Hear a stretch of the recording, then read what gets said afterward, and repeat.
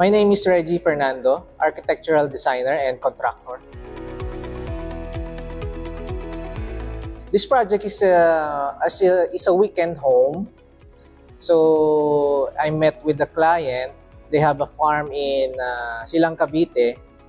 It's about more than half a hectare yung land.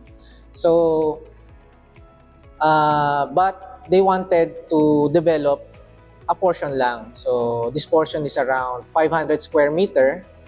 And then they wanted parang multiple houses doon sa portion na yon to be built.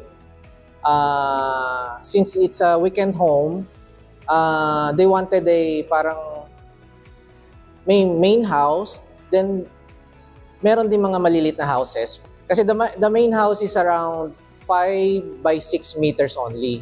Pero this main house is equipped with the typical house na merong CR, merong bedroom, may mezzanine siya, merong kitchen and dining and living room. So it's a miniature residential dwelling. The three other houses, yung mga small houses, or we call it casitas, it's a bedroom with a toilet and with a veranda. So at first kasi, the client showed me their pegs, yung mga sample photos na nakuha sa internet. Mga pinakita nila sa akin, parang all gazebo style, pero wooden siya. Made of wood, mga typical gano'n. May iba pa nga parang medyo may pagkabahay kubo or let's say Filipino architecture. So, naisip ko lang, by asking them yung conditions ng lot, yung by visiting the lot itself, nakita ko na medyo challenging yung lot kasi it's a 6,000 square meter lot na puro surrounded by pepper, coffee, and yung kakawati trees. And we all know that kakawati trees are prone to yung sinasabi nating anay. So by these observations, I suggested na let's move away from the wooden structure as much as possible. So nagbigay ako ng mga pegs ko rin and sketches, and we came up with the idea na gumawa ng structure with the shape of an A or A cabin or A frame, yung uso ngayon. But this time, sabi ko, i-modify natin. Kasi yung typical A-frame na nakikita natin ngayon or kalat ngayon sa internet na nakikita natin is masyadong steep. So yung triangular form niya is parang may wasted space. So again, makita nyo dun sa design natin na medyo modified version siya para ma-maximize yung space, especially yung main house na maximize natin kahit 5 by 6 meters lang siya, may mezzanine pa on top.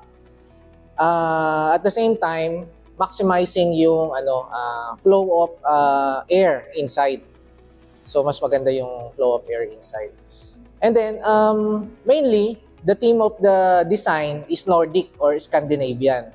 Kasi makita nyo na A-frame, clean lines, minimalist designs, clean, protruding lines, shade and shadows. And yun nga, since surrounded siya by a farm or by trees, nakakawati trees, yun yung naging inspiration para mag-blend yung structures na to within its natural state. So I was looking for a supplier nga kasi may mga nagawa naman na ako mga projects na similar to this, na ginagamit ko yung roofing for as a wall, exterior wall. Naghahanap ako, it's either Google yata or Facebook. So search ako ng seamless roofing. Yun yung ginagamit kong keyword. Kasi nga ayoko nung may screws, kita yung screw, kita yung dugtungan. Gusto ko malinis eh. Kasi may nakikita ko sa internet na mga ganun sa ibang bansa eh. So, might as well, siguro baka meron dito sa Philippines. And then, one time, sa Facebook din yata yun, nasundan ako ng algorithm ads ng Facebook na nagsisearch ako ng ganun. So, doon ko na nakita yung Metalink. At first, akala ko, si Metalink is from, abroad. Or let's say, China or somewhere. Basta hindi dito sa Philippines. So nakita ko, Quezon City yung office doon sa contact details. And ayun na, nag-inquire ako. And then from there, sa website pa lang, na-impress na ako doon sa product. Sabi ko, ito yung hinahanap kong product. So that's why I scheduled a supplier visit. Nagpunta ako dito sa office ninyo. And then, pinakita na sa akin yung actual product in person. Yung kasing final product na nagamit namin is si Plexim. Okay. Pero ang gusto ko talaga at first is yung Metaline. Yung kasi gusto ko yung Metaline sana kasi para siyang slatted wall or fluted design. So gusto ko kasi effect na may shade and shadow pagtama ng araw. Gusto ko sana yung effect na yon.